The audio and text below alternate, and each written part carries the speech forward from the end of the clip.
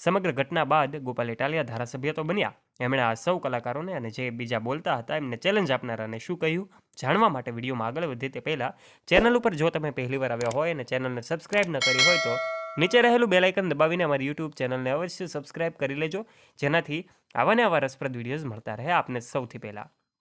દોસ્તો, સૌથી પહેલાં વાત કરવામાં આવે તો આમ આદમી પાર્ટીના ધારાસભ્ય ગોપાલભાઈ ઇટાલિયા, જેઓ એક શિક્ષિત યુવાન છે, એક આમ આદમી પાર્ટીના એક નાગરિક તરીકે અને દેશના નાગરિક તરીકે જ્યારે પોતે હવે વકીલમાંથી હવે ધારાસભ્ય બની ગયા છે, ત્યારે એમની આ સફર ખૂબ સંઘર્ષમય રહી હતી। ત્યારે હવે ધારાસભ્ય ગોપાલ ઇટાલિયાને ચેલેન્જ ફેંકનારા એ સૌ લોકો ખોટા સાબિત થયા છે, કારણ કે ધારાસભ્ય ગોપાલ ઇટાલિયા હવે વિસાવદરમાં ચૂંટણી જીતી ચૂક્યા છે અને લોકચાહનાના કારણે હવે ધારાસભ્ય પણ બની ચૂક્યા છે। ત્યારે એમણે પણ આ કલાકારો સહિત જે અન્ય લોકો જે એમને ચેલેન્જ ફેંકતા હતા એ તમામ લોકોને એમણે શું કહ્યું છે જાણવા માટે સૌ આતુર હોય છે।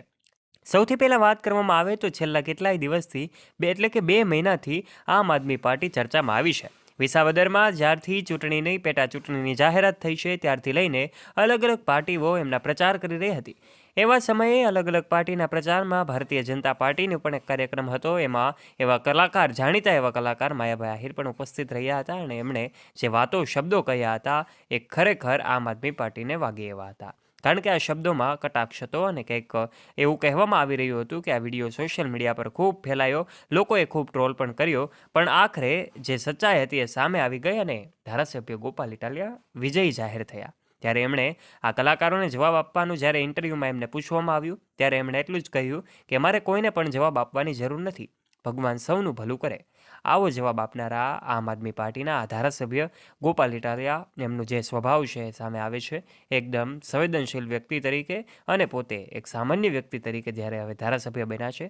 આ વિસાવદરની પેટા ચૂંટણીને લઈને જ્યારે ગોપાલ ઇટાલિયા પોતે ઉમેદવાર તરીકે ઊભા હતા ત્યારે કલાકાર માયાભાઈ આહિરે પોતાનું પ્રવચન આપ્યું હતું। ગોપાલ ઇટાલિયા અને આમ આદમી પાર્ટીને જે આકરા પ્રહારો કર્યા હતા, ત્યારબાદ એવા સમાચાર સામે આવ્યા કે ગોપાલ ઇટાલિયા વિધાનસભાની આ પેટા ચૂંટણી જીતી ચૂક્યા છે, ધારાસભ્ય બની ચૂક્યા છે। એક સામાન્ય વ્યક્તિ જ્યારે ધારાસભ્ય બને ત્યારે એનો જીતનો જશ્ન સમગ્ર ગુજરાતમાં ફેલાયો હતો। ત્યારે કલાકાર મિત્રો દ્વારા જે આ પ્રવચન આપવામાં આવ્યું, જે પ્રહારો કરવામાં આવ્યા, જે ખોટી રીતે અયોગ્ય હતા, જેને વિસાવદરની જનતાએ સ્વીકાર્યા નહીં અને વિસાવદરની જનતાએ નક્કી કરી લીધું કે હવે પરિવર્તન નિશ્ચિત છે અને આમ આદમી પાર્ટીના આ ધારાસભ્ય ગોપાલ ઇટાલિયાને એક ચાન્સ આપ્યો, ધારાસભ્ય ગોપાલ ઇટાલિયા ઉપર વિશ્વાસ મૂક્યો અને ગોપાલ ઇટાલિયા એમાં ખરા ઉતરવાના છે એ પણ લોકોએ નક્કી કરી લીધું છે। કારણ કે જ્યારે આ જીતનો માહોલ હતો, ગોપાલ ઇટાલિયા ધારાસભ્ય બની જાય છે ત્યારે એમનું સ્વાગત કરવા માટે હજારો નહીં લાખોની સંખ્યામાં લોકો ભેગા થાય છે। એવા ગોપાલ ઇટાલિયા જેવો